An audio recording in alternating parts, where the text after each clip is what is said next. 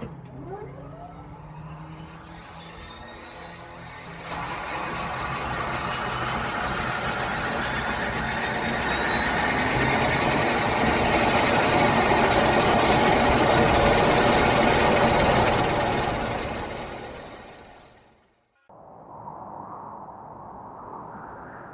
a world. Mate, hold up. We said we're done with the serious intros. Who said? Well, we did. I don't remember that. Well, I said it, and you're me, so, you know. Well, I don't care. In a world. Hey, I told you. We're keeping it light. You do it on your own then. Well, technically, I already am. So, anyway. Fuck yeah. Pure wild flight. Get it down ya. How good? Visit nzairsports.com. I get to do the next one. Well, obviously, you moron. We both do. I was 19, broke, unemployed, and sold my girlfriend's canopy for drug money. So, I thought I better sew her a new one. What a sentence, and what a story.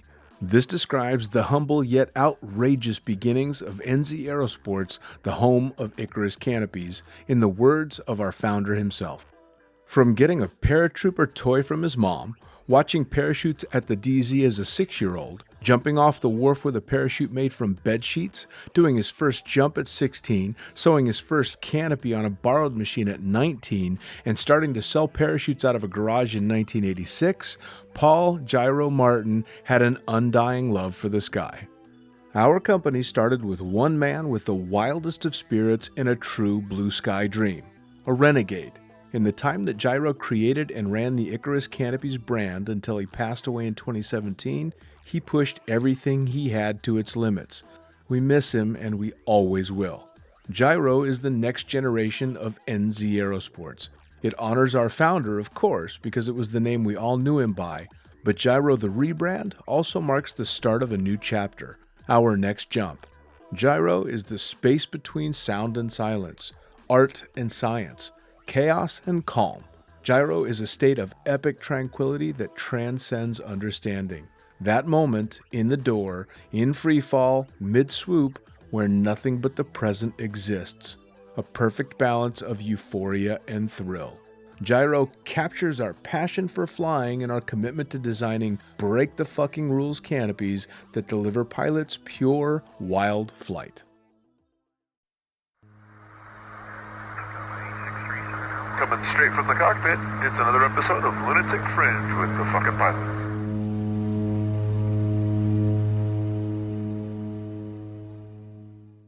Ready, set, go. Back in the can for another edition of Lunatic Fringe. Anna, this is the easiest podcast I've ever gotten. It was so quick and easy to reach out to you, and this is going to be a fun one. So please tell me, who the fuck are you and what do you do?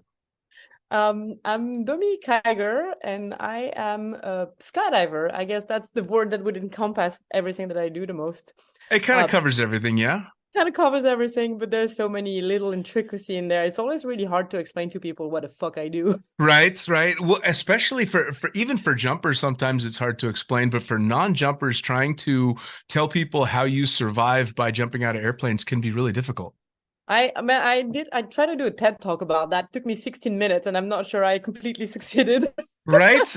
Actually, I wanted to ask about that, and we'll definitely get into that. But as per usual, I want to jump you back to the beginning of your time. Again, not necessarily in skydiving, but in anything that people would consider extreme. What got you started? It's always struggled to answer that question, because the first time I got my butt on a drop zone, I was 12 years old, and I had asked my mom if I could try skydiving and scuba diving. And I don't even remember so much why those two sports specifically. What I remember is that at the time I'd been horse riding for about 10 years. And I felt like, I was 12 years old, obviously a massive grown up. And so I had this hearse thing dialed in. So I needed to try something in the air and something in the water. And for some reason, skydiving and scuba diving, or I don't know, something about diving maybe. I mean, at 12 years old, that's very young to get bit by that bug. Yeah, I guess. And I'm not even really sure. Like I had no one in my environment who did any of those sports, but I was attracted to the idea of discovering different elements, I guess. And I had no idea what it actually was. So my mom took me to the drop zone because she didn't know it was not possible. They pat me on the head and said, "You're too tiny. Come back in 3 years," which was like are you fucking kidding me? That's like a quarter of my life, guys. Right. So I bit my time. I went scuba diving instead because that was allowed at 12. And so at 15, I came back with a vengeance. I've obviously bidden my time for 3 years. And in the meantime, I met somebody who was a former instructor and had friends who were still instructors. So that guy took me to do my first tandem at the age 15, and I followed up with AFF the next summer, 16. Man, you weren't kidding. I mean, you were all about that. Yeah, I was into it. And you know what's really funny is you say you started scuba diving at 12 years old, but I'd like to think I'm a relatively accomplished scuba diver now, but I didn't start until much later in life, until I was actually almost in my 40s. And it dawned on me when I was doing deeper dives how much more dangerous I feel like scuba diving is than skydiving. For sure. Skydiving has this image of extreme sports in the non-skydiving world, but really it isn't that dangerous. I mean, okay, you can die doing it if you massively fuck up, and people do so, unfortunately, once in a while, but statistically, it is not such a dangerous sport compared to many other things you could do. Sure. Kill yourself doing. And yeah, you could argue that some form of scuba diving is definitely more dangerous. The cave diving, for example, way more dangerous than skydiving. I've done one small cave that I was taken on by a group of instructors that had come out the day before to do skydiving. And of course, then they wanted to show me how exciting their world was. And without telling me it was a cave dive, did a cave dive and scared the living shit out of me. And the entire time I was in that cave, all I could think is, this is going to be the dumbest way I could think of to die. Yep. Right.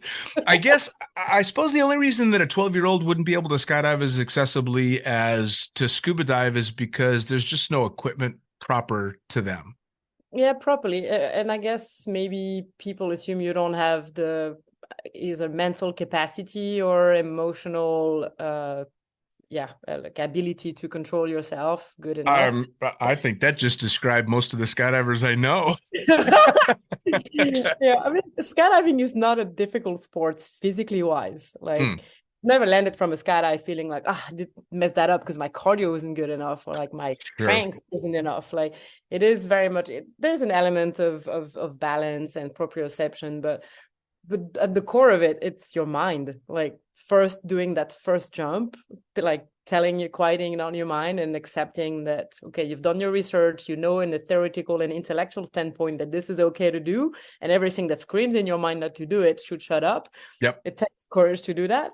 But once you do this, it is about quieting your mind and disciplining your mind while you're flying. That's one of the really fun things about skydiving, right? Is that if you break it down to the basics and you start to run through the mental process that it requires to skydive intellectually, it's an extremely interesting thing to do. It's fascinating. Right? Something that I've actually been trying to, I don't know if study is the right word, but like look into and think about a lot lately as I'm slightly transitioning from being full-time skydiving to doing keynotes and stuff like that. And those concepts are fascinating to me. How do you use your mind and to accomplish that thing that in the end it's quite a random thing to do, right? Throwing yourself out of an airplane. But what you learn about yourself doing that can serve you in so many different aspects of your life. Oh, I completely agree. Now, what did the family think? Because I'm guessing, so mom takes you out to the drop zone at 12 and then you don't get to jump. And I'm sure she's thinking, well, 3 years from now, she'll forget all about it. Probably. So what did she think when you're all of a sudden now you've made that jump and you're signing up for AFF at what, 15? Yeah, so 15 was a tandem. It was actually my birthday gift. And then 16, I went to work in a pizza shop for a month to go do my AFF the following months. And I think she was probably slightly worried about the activity, but also quite worried when she dropped me off. And I was this like 16-year-old girl in a bunch of like older dudes with not many female around and lots of jokes that probably wouldn't make a mom smile. I think that was probably her biggest concern. Sounds like your mom's a smart woman. She is. I mean, that was always the thing too. Even as I came up in the sport and I had a daughter, and even when she was still very young, all I could think was, oh yeah, it's not the skydiving for her that would make me nervous. It's everything she'd have to do in order to make that jump. Yeah, it worked out though, and the first few years maybe like I didn't jump that much. I was only jumping in the summer holidays because I was still in high school when I started skydiving, and then I went on to university, so I didn't really have money. So I worked at the drop zone in the summer to pay for my jump, and during the school year I didn't jump much. So when I was out there in skydiving environment, I would call every night to say I'm alive, I'm having a great time. Nice. And then after a while, the What did daily the goals what did became your a- schoolmates in high school think that you're out jumping out of airplanes? That's not something most high school kids do. No, probably not. I wasn't very popular in school. I didn't have that many friends. I think they didn't really care. It didn't seem to impress them, at least. Fair enough. Fair enough. So, what did you go to university for, by the way? I have a bachelor in history in La Sorbonne in Paris, and then I did a master in documentary script writing in a cinema school in Paris. But after each diploma, I took a year off to go travel and do different things. So, like after I graduated from high school, I went to the US, to California, to become better at English. After my first degree, it was a 2 years degree. I went for 6 months in India and 5 months in Africa, just travel, like random volunteering work and stuff like that. After my bachelor, I went to Eloy for 3 months, and all the money I inherited from my grandparents passing away into becoming a better free flyer, which seemed like a dumb move at the time. I don't know if my parents were super stoked on that decision, but that also turned out pretty okay. Yeah, and then after my master, I just ran away with the circus. So yeah, that seems to happen a lot. But I mean, you had the wherewithal to go deep into the skydiving world, but then go back to the real world and finish what you set out to do. But was there part of you as you're getting your PhD in script writing? You said A master in master's documentary script writing. in Yeah. script writing. As you're doing that, or were you thinking, I'm going to get this, but the circus is right over there? Yeah, pretty much. Because at that time, I just got accepted into the French national team. That was kind of concomitant. And yeah, it was an awesome opportunity that for sure I would not let pass. And so I was, during the season, I would train 1 to 2 weeks a month.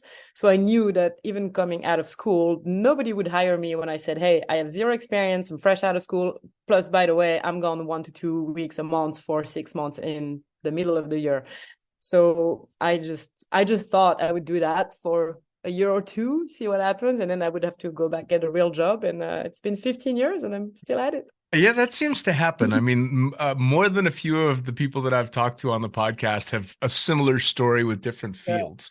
Well, but I suppose we live in a world now, though, where people either start late in their careers or change careers later in life. So it's not like the opportunities won't be there for your chosen field of study. You're just kind of delaying them, right? Yeah, for sure. And for me, it was also more the building of an intellectual base, I guess. Like I really enjoyed my study, like the bachelor in history in La Sorbonne. Just stepping into school was stepping into history. Again, the school's bloody fucking 800 years old or something ridiculous like that. So it was a really cool phase, and it was very interesting, and it led down some intellectual foundation that I've been using, even though I've mostly been jumping out of an airplane with several things that I've done in the sports. So I'm really glad I did that. And also, as you said, proving yourself that you can set out to do something and actually go through with it. And I've applied that to my skydiving career as well, and it served me right. Now, was there a specific moment in time when the switch just got flipped and you realized, no, I'm kind of in this. This is the path I'm going to take, or did you just kind of find yourself in it? Yeah, it was. Yeah, I mean, I kind of feel like from the very beginning, I knew that I was just going to charge. I just didn't know how long I could sustain it. And I didn't really have like a 10-year plan or a 20-year plan. I was confident in the future. And I just gave everything that I got to projects one after another, and it worked out. So now, how did the progression start in working in the sport? I mean, obviously you were enjoying and having a blast, but what was that transition into working in skydiving, and what was the first gig, and how'd that all go? So basically, for the first 7 years, like from 16 to 23-ish, I was just a summer warrior, not even a weekend warrior. But then, so I had about maybe 600 jumps when I rocked up to Eloy in the spring of 2008. And I showed up there with a pile of book this big because I thought for sure nobody was going to talk to me because I was a nobody and everybody was a world champion out there. Sure enough, 2 weeks into it, everybody was like super nice to me, and I was invited to everybody's house and had a blast and didn't read most of the books I brought. But that was a turning point. That's when I really got serious, and I went there because I had two French friends which I wanted to start a team with, a free flight team with, and they had a few hundred more jumps than me at the time. So I felt like, okay, I'm just going to go there and play catch up. And that's what we did. And when I came back to France, we entered the competition circuit that year in intermediate in free fly. And we did pretty good. And we were also very lucky with our timing because the year we won the nationals in intermediate categories, the top teams who were at the time Babylon and Amnesia, Babylon won the world championship that year in Maubeuge. Amnesia got fourth, but they both retired. That was their last year. So we arrived at the moment where we were not good at all. We were miles away from those guys' level. And like my teammates, they had normal jobs and I was a student, but we were the first of the new wave kind of thing. So we got approached by the French Federation asking us if we would be interested in entering the French support system. Of course we said yes. and that's kind of how it started. And then as I grew in the competition field and I realized I was not really going to be able to get another job because I was never going to be available, then I started doing free fly coaching in between my training session, very modestly at first. My very first gig was in a drop zone in north of France, in Lille. And I remember getting on that train and thinking like, oh my God, like everybody's older than me and most of them have even more jumps than I do. And like, what am I doing? And like, it's going to be horrible. I'm going to suck. And everybody was very kind and very nice and very positive, and I had a really good time. And then it kind of rolled from there. Sure. And like the more you do competition, the more you put your name out there, the more people you meet. So that's how the ball kind of gets rolling. Well, and I suppose especially in a situation like yours where you rock up at Eloy and find all these very welcoming people, the community is addictive. Yeah. Right? It was for sure. It was for sure. And I remember like walking into the hangar, and I've been talking to Amy on email, and for some reason, because I have a bit of a weird name, she thought I was a dude. And when I rocked up, and she was like, "You're a girl?" That was the beginning of my story with Amy, which is now my teammate. But yeah, for sure, like this freedom and this joy and the tightness of the group was very appealing. Plus, of course, I fell in love with a boy over there, which I ended up marrying in Vegas. Long story. So I definitely was hooked into that world. I mean, it really is an addictive world, and it's such a multicultural world because it's people from everywhere. I mean, I was in the States for a very long time, and I used the excuse that I didn't travel because the whole world came to me. Yeah, true. I worked with everybody, South Africans and Brits and French people and Kiwis, and they just were everywhere that I was going. It was just, I was like, rarely were there more than a few Americans scattered into this very international crew. And it was really addictive. It really was. And everybody's on the same stoke that you are. I mean, everybody's got that same fire. Yeah. It really is. Yes, a strong, it has been for as long as I can remember. The community and the kind of lifestyle this community lead you to live with intensity, with highs and lows, but so much intention and strength that's why I never left. Sure. Well, and also, I mean, I don't think there's not too many countries that do it even close to as good as France in regard to supporting skydiving. Like, I've talked to a number of people from teams in France, and I'm always jealous of, holy shit, that's what they do? Yeah, it's getting a little bit worse. Like the support, the amount of financial support the federation gets from the government is kind of dwindling down every year. But yeah, there's been some glorious years for sure. And the fact that skydiving is taken seriously in some ways, like it is like any other sports in France. Depending on how much medals the sports bring, you get more or less funding. So it's kind of a nice virtuous circle, since in skydiving, we are one of the rare country who gets that much support, and we are on podiums very often because you win if you train a lot. Yeah. So it's really good with that, and it's one of the reasons. Like a couple of years ago, I accepted to be part of the new bureau for the French Federation. So I volunteer some of my time for that, and the rationale behind that was that I got the life I got today because of that goddamn federation, which drives me crazy most of the time. But I decided that instead of bitching about it, I was gonna try to do something about it and give back because that system allowed me to be who I am today. Sure. Well, and I suppose too, if you keep it as even in a selfish state of mind, being selfish means that you take care of that federation because it continues to take care of you, and it also brings up the next generation, Exactly. which again gives back to you. I find it very funny to do the podcast, and most of the people that I talk to now are younger than me and have been in the sport for less time than me and are dramatically more accomplished jumpers, and I love it. Oh, that's blame the tunnels for that. Oh, tell me about it. Fucking time machine, unfair. I had to learn to fly head down in the sky. Can you believe it? Oh, yeah. Someone flying circles around me, and you ask, how many jumps do you have? Oh, like 220. Fuck me, man. So when you started competing, you started intermediate, but the French Federation kind of kicks you guys into high gear. So how long was it? How long was it to?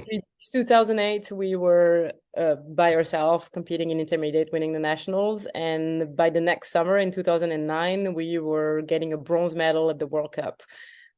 Was basically just half a year of training. So it was quite a fast track. We lost our original cameraman in the process because we started getting, like, me and one of a guy, Nico Goutin, we were just full on into it. Nico took a sabbatical from his job, ended up also being a professional skydiver in the long run. And that Antoine, our cameraman, couldn't really follow. So we ended up bringing the American boy I fell in love with, import him into France and get him as our new camera flyer, which turned out to be a great idea because we ended up being a world champion, and a horrible idea because that was, on a personal standpoint, a fucking shit show. Well, yeah, I mean, you married an American. Yeah, right. Jokes on me. Now I just married a Brit, so I guess I'm not learning. Yeah, well, I mean, really, the only difference is the accent right there. Yeah, right. But yeah, it was an incredible journey. And one really cool thing about the French team as well is that you train as a collective. So there's 2 free fly team and 2 freestyle team that get support and are sent to international competition. So you train together, you travel to competition together. It is kind of weird sometimes when it's your opponent because it's your friend, but then you're up against each other. But it, like, some of those guys are still some of my really close friends and people that I maybe see less these days. But every time we see each other, it's like, we never left because we've been through such an intense, interesting, cool, hard phase of our lives together. Sure. And those are the kind of friendships that are quite special. Oh, yeah. I mean, I've done some of the competition stuff way, way back in the day and for a very small period of time, but I've obviously observed it over the years and flown competitions over the years. And I was always struck, especially by the canopy guys, of the camaraderie between competitors.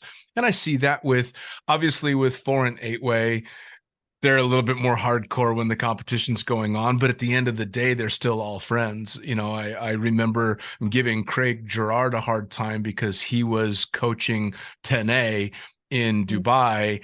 And I even asked him on the podcast I had him on, I'm like, how much shit are you getting for an American training the Russians? And he just kind of, yeah, a little bit, Gerard, nobody can give him shit for more than a half second. No, you can't. I mean, the guy is too much of a sweetheart.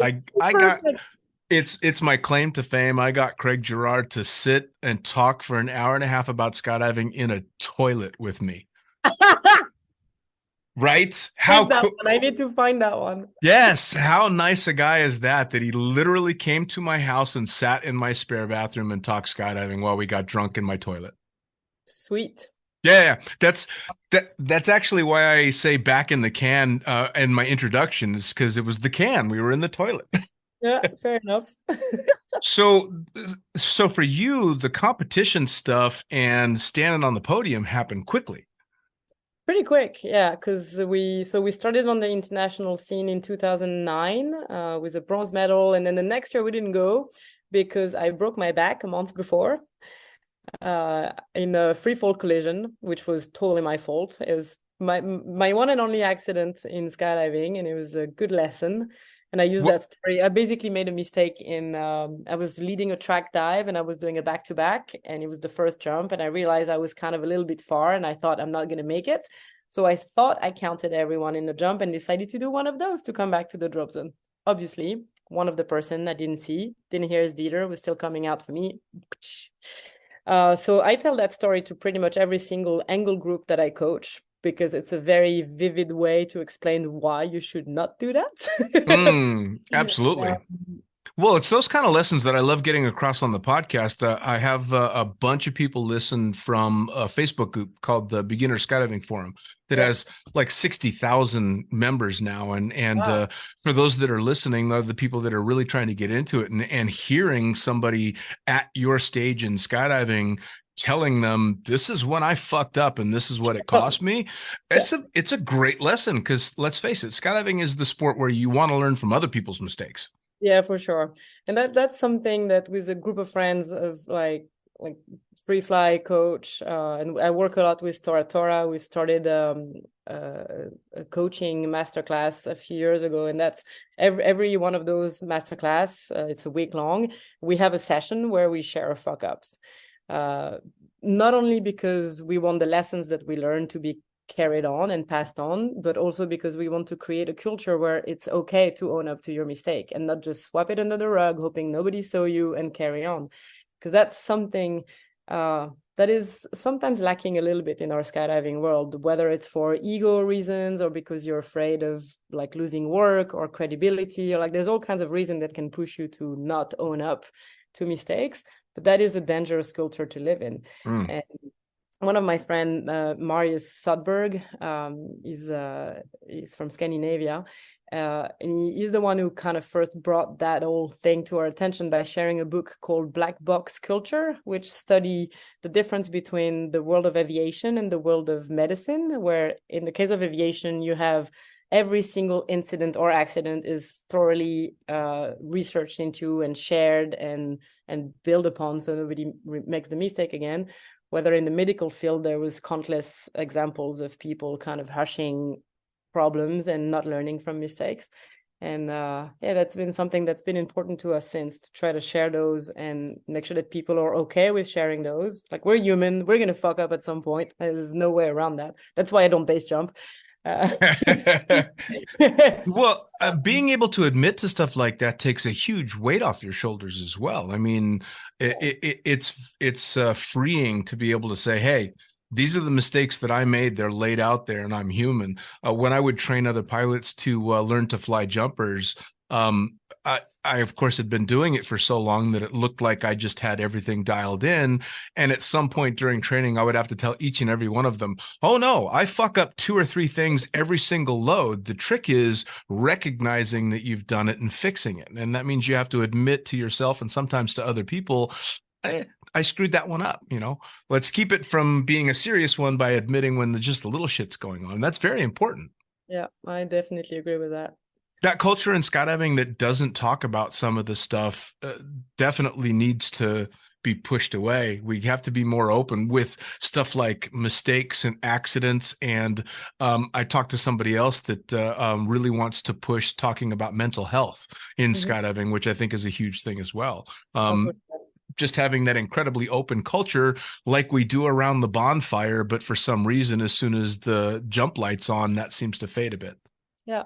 And I think it starts by the leader in the sports. It's on their shoulder to create that culture. Because when somebody who gets into the sport sees that, then it will just trickle down. Or at least that's what I believe.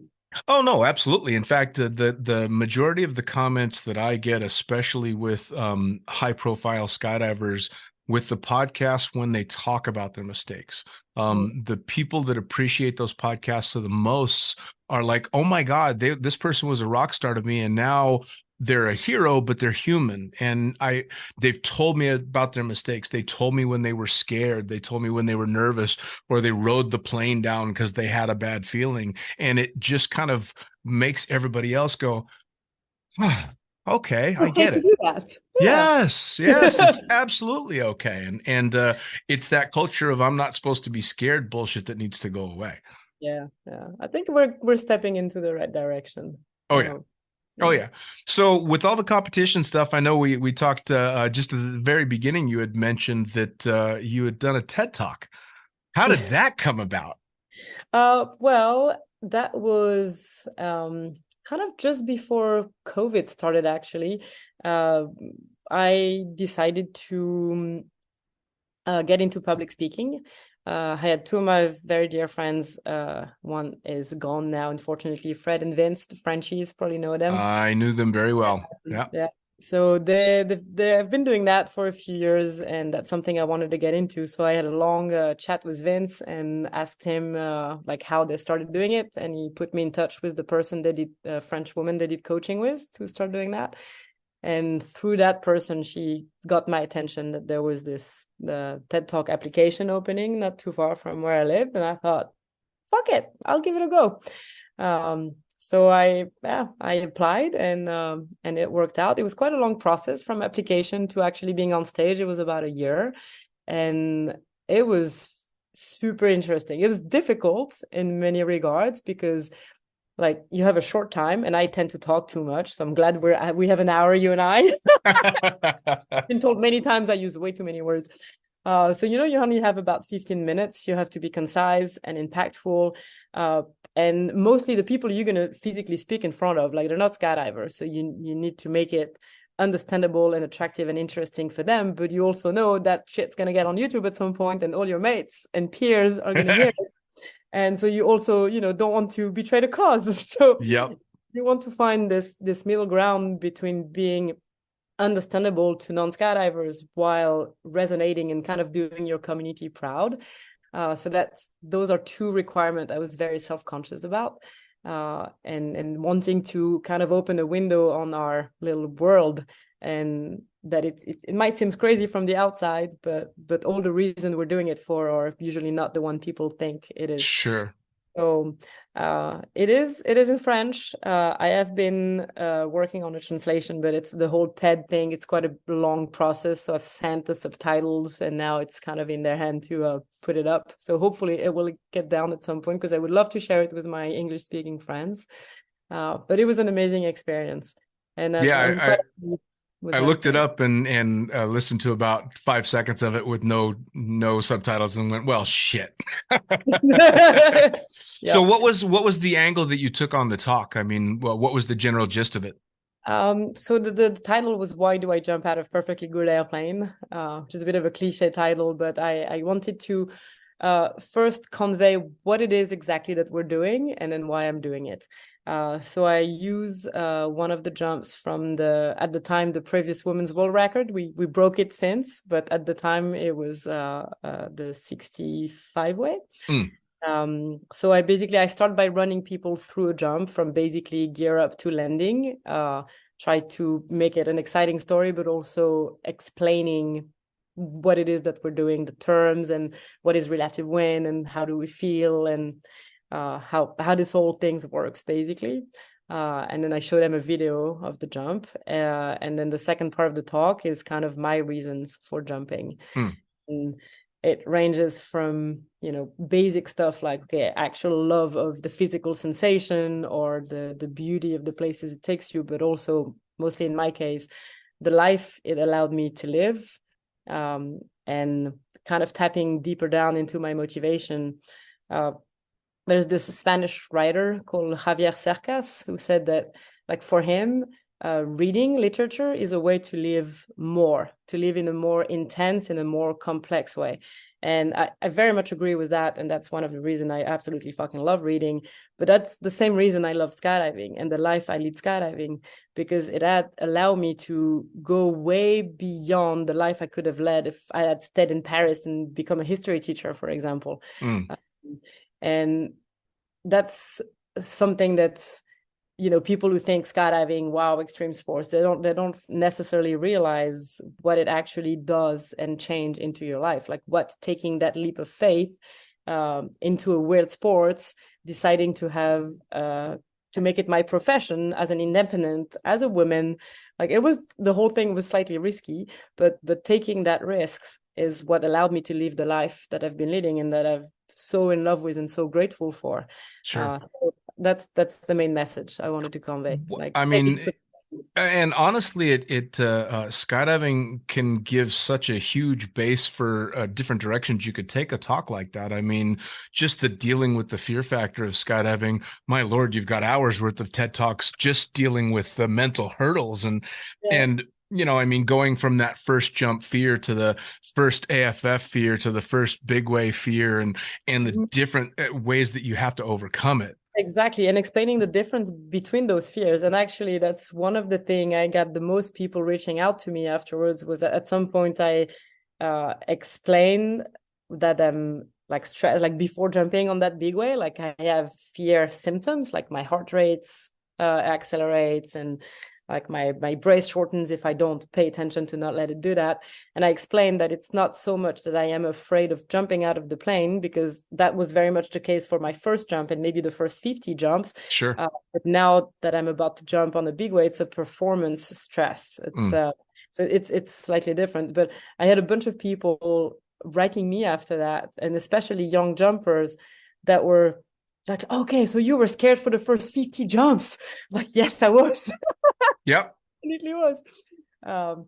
And yeah, like people think that you just manage to somehow stop the fear to do those things, but that's not the case at all. You just learn how to deal with it. And that's the advice I give to people all the time that are not jumping, and they tell me, oh, like I could never do what you do. I could never jump out of an airplane. I'm too scared. I'm like, yeah, of course you're scared. It is scary. Like nothing in your DNA makes it okay for you to just get off of an airplane. Like maybe if skydivers make babies for enough generation, we'll end up with people who are fine. It's kind of a pretty recent thing in the history of humankind, right? Pretty recent. So I tell people, of course, you're going to be scared. Like there's no way you're not going to be scared. If you wait not to be scared to do it, you will never do it. You have to do it despite your fear. And you have to manage to find enough mental self-control to do it anyway. And once you circling back to what we were saying at the beginning, like if you find the strengths to do that, it's going to be so liberating. First of all, it's going to be cool as fuck and very joyful and very exciting, and you're going to land and you're going to scream, and it's going to be one of the most amazing things you've ever done. But also you gain the confidence to apply that strength to other area of your life, wherever you might be needing it. Absolutely. Well, that's the big thing, right? I mean, it's kind of funny because I look back on all my jumps and you tell a non-jumper, they always ask, how many jumps do you have? And if you said 100, they'd be like, oh my God, you have 100 jumps? You say 12,000 and they can't wrap their head around it. Oh, you're just Superman. You must not be scared of anything. And you try to explain to them that no, there's an amount of fear goes into all aspects of the sport, but it's that fear that keeps you sharp. It's that fear that keeps you safe. And it's not something like, it's not like it's controllable. That fight or flight comes up because that's how we're hardwired. It's gonna come up. The benefit to it is the reward you reap outside the sport. It's an information, so you need to be able to use it as such. Like it is an important information. You should not ignore it. You should make sure that whatever you're going to be doing is actually well thought of and not going to kill you. But also you can use it. It kind of turns you into a superhuman in some ways. Like what it does, it makes you quicker. It makes you stronger. It makes you sharper in many ways. So if you can harness that and getting rid of the negative side of it, then you're going to perform even better. And for me, for some people, it gets more natural than other, or more in that sense. Like some people get paralyzed by it. Some people get a fire behind their ass. Like I was more of the second category, and I discovered that about myself in the competition, because competition is the highest level of stress I've ever felt on skydive. Like high pressure, like world championship, like you do not want to fuck that up. And you can let that stress and fear paralyze you, and then you cook it and then you lose, or you can let that fear fire you and make you flown like you've never flown before. And either it kind of comes naturally to you, or you have to work hard to turn that fear into power, but it is something you can work on. Oh, absolutely. I'm to be perfectly honest, as I look back, I had a fair amount of fear starting out in skydiving, and looking back, I wouldn't have it any other way. I know people that have had, or at least by all outward appearances, have had much less fear to deal with in stuff like skydiving. I wouldn't have wanted that, because for me, the reward of having overcome that fear and then succeeding in that was just overjoying. I mean, there's nothing better than landing from a really intense day of jumping on that drive home and fucking nothing else matters. Man, the world, all the volume got turned down. You just all the way back driving home going, I don't fucking care about anything. It's great, right? It's pretty cool. It really is. Now, speaking of having to really think out the safety aspect of stuff, I saw a photo of you where you're doing an amazing impression of a human tube. You're wearing an enormous gown. You should have seen me test the first one they sent out to me in the wind tunnel. I was literally a tube. It's so funny you'd said that, because that's how I described that first test to my friends when I showed them the video. I sent them to you. It was ridiculous. The first one they sent, I literally was a tube. There was maybe 4 meters of dress past my feet. I was like, I'll test it in the wind tunnel to show you why I can jump and survive that, but I can't jump and survive that. Well, it was so funny because I saw the picture and my very first thought was, well, she's going to be head down. Yeah. That's it. So how did that come about? Because I know this was a couture big deal designer and for a huge fashion thing out of Paris, yes? Yeah, it was for the Paris Fashion Week. The designer, Iris van Herpen, she's actually Dutch, but I'm not very into fashion, so I did not actually know her beforehand. If it's not a jumpsuit, neither am I. You're right.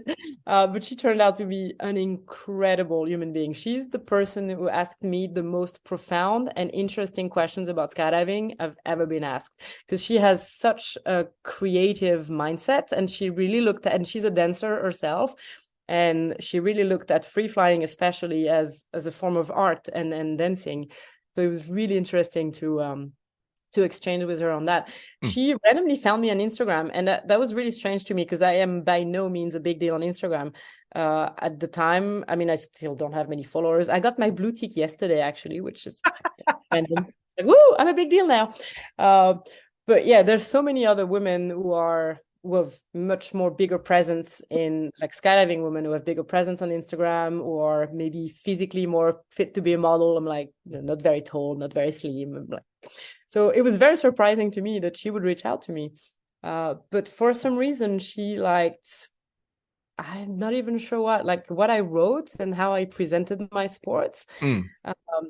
So yeah, basically her assistant reached out to me on Instagram asking if I would be interested in a call to talk about a project. And I thought it was a scam. I was like, what? Right.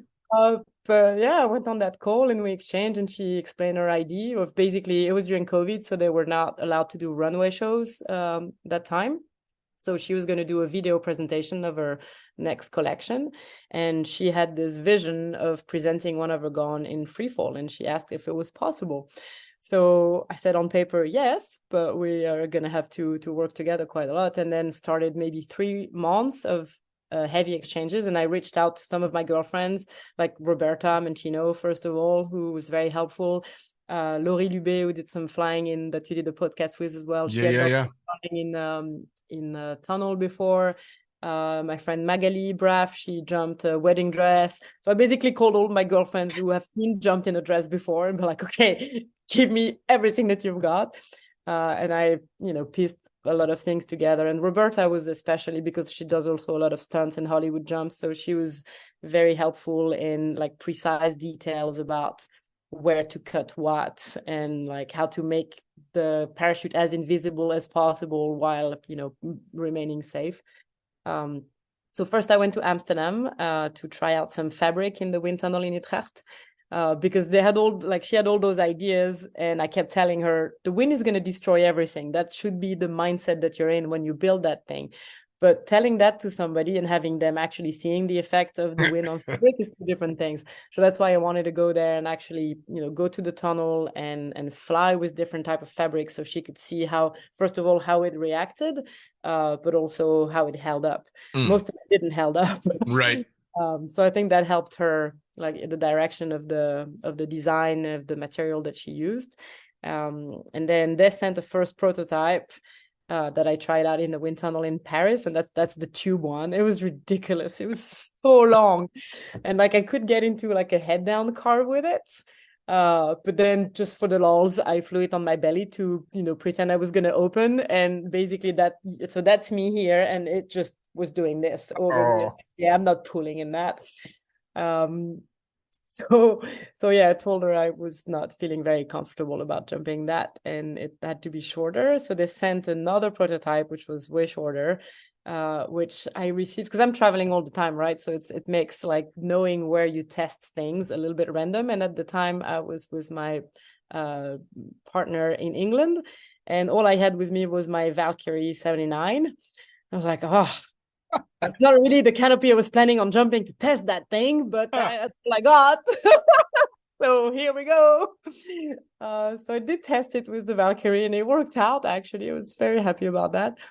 And yeah, then they finalized it. And when I did the project, I jumped my wingsuit canopy, my Horizon 150, and I basically treated it as a wingsuit opening. Like after getting back on my belly, I just kept a forward drive to make sure whatever remaining. But I also was wearing a legging underneath. So we had stitched the dress to my knees, on the level with my knees to the legging. So it could never like fly over me, basically. Sure. And yeah, it was a super cool project. We did it in the southwest of France, over Arcachon, which is a gorgeous part of France, like the Bay of Arquet. It's super, super nice. There's the Dune du Pilat, the highest sand dune in Europe.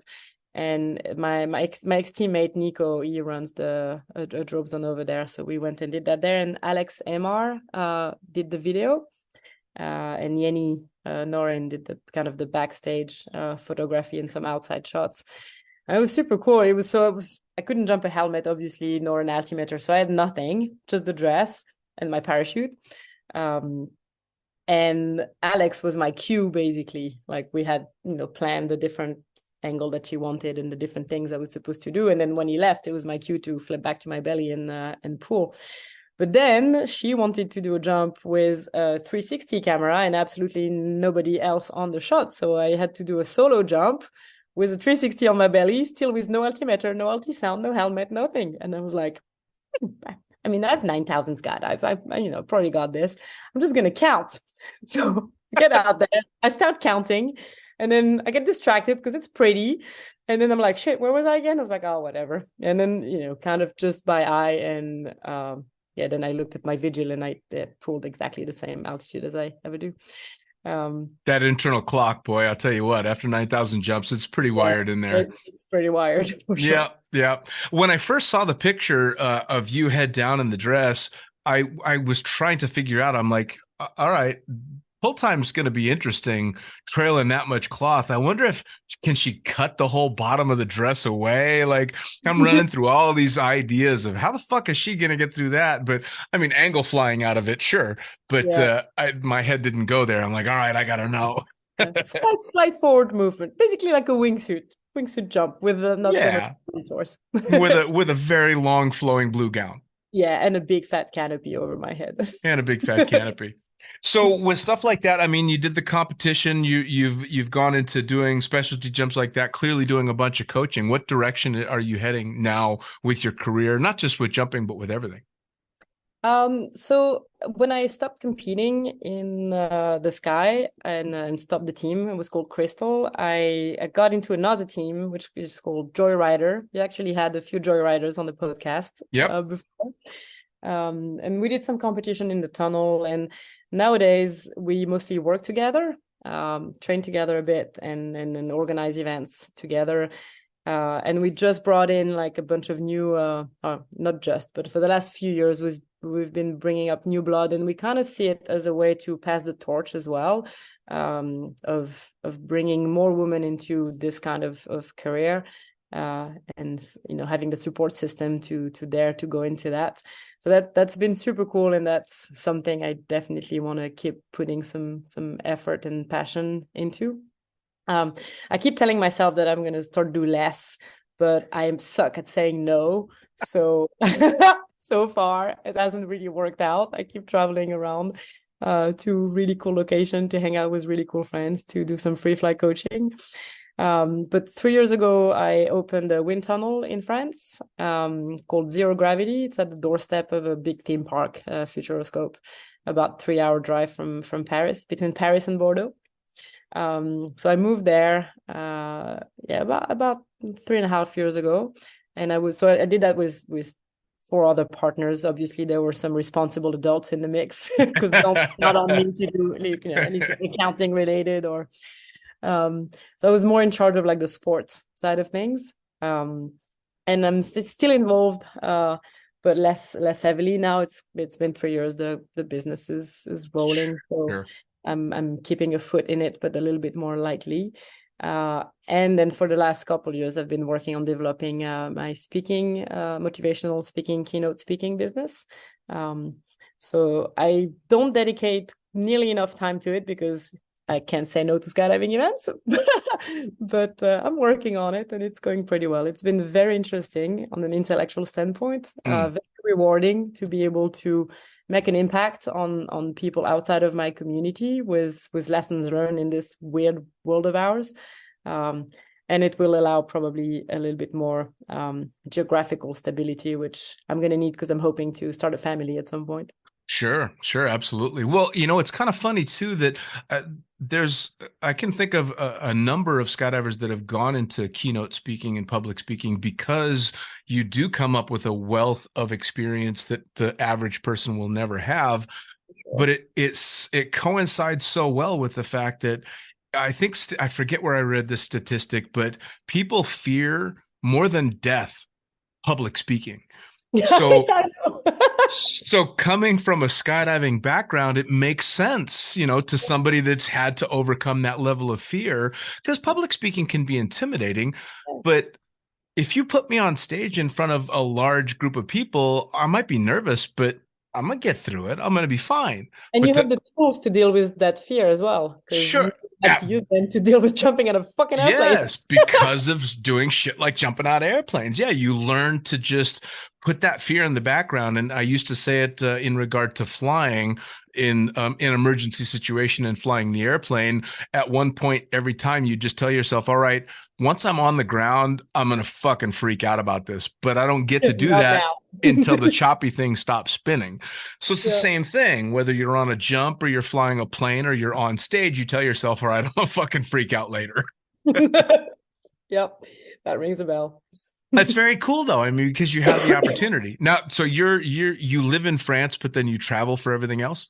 Yeah, the home base is there, and I have spent maybe a solid 5 months, 5 to 6 months in France the last 3 years, maybe more, 4 or 5. But I amuse myself with making statistics. When COVID hit and suddenly for 3 months I was locked in a beautiful place, give you, but still locked in one place.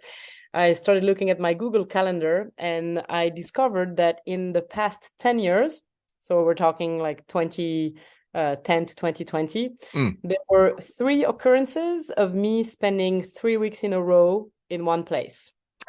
And that's the maximum I've spent in one place, 3 weeks in a row. And that happened 3 times in 10 years. So just to give you an idea of like the stupid lifestyle I was living. Yeah, I'm going to hell for 5 generations for my carbon footprint. Yeah, fair enough. Yeah, but you'll find a way to pay it back. Now, speaking of, you just mentioned the beautiful place that you're at. So for people watching on YouTube, I want you to show me again what you showed me before. And then for everybody that's listening, describe what you're showing everybody. Because this is fucking ridiculous. This is my home. I found that on basically the French equivalent of Craigslist. Okay. And it cost me less than renting a studio in Paris, which is where I come from originally. And so, yeah, this is my house.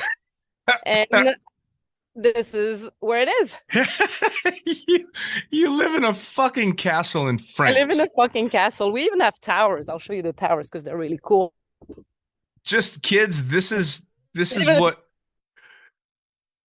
I think I think you got too far away from your internet. Oh, I think we lost you. We'll hang on, folks. Oh shit! Sorry.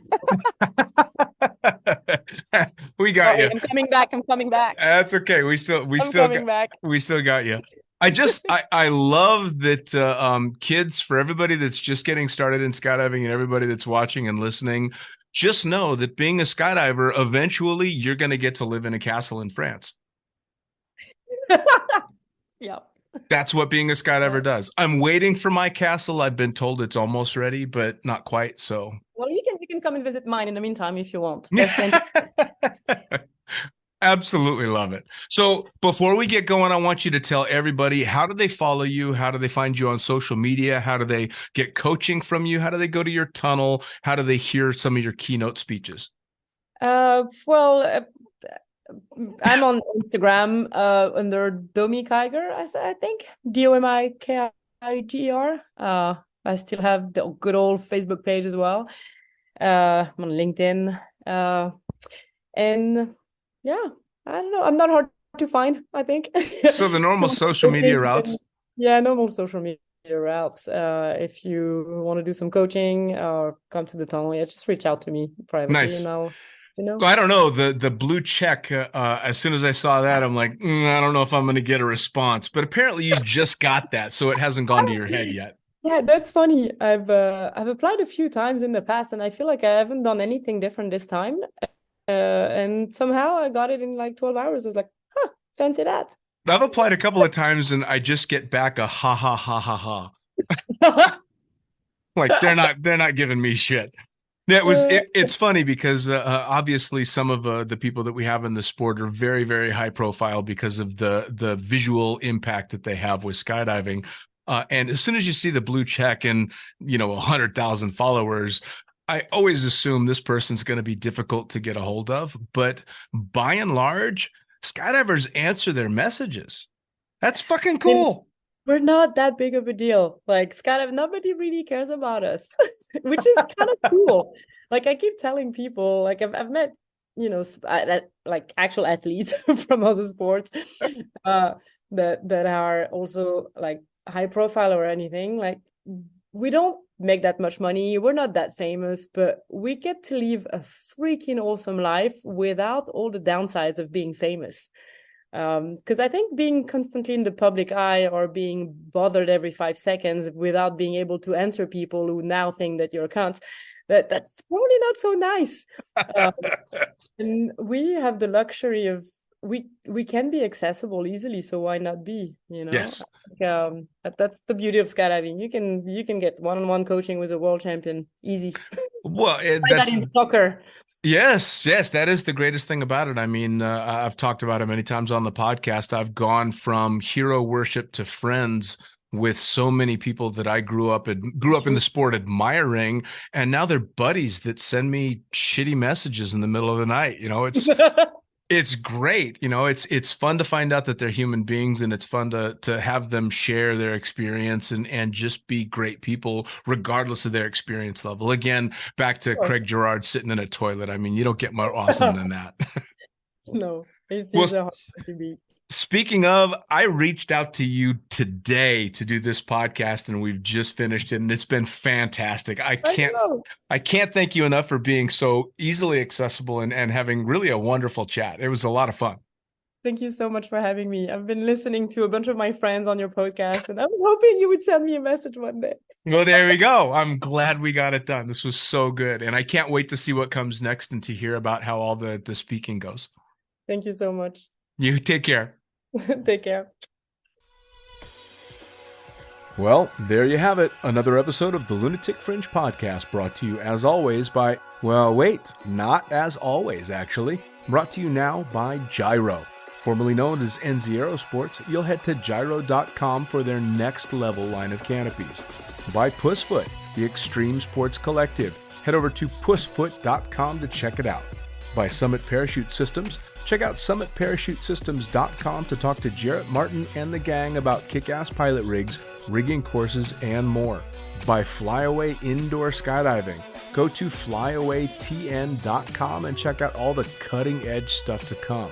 Buy Pure Spectrum CBD. Head to purespectrumcbd.com to check out their wide range of CBD products.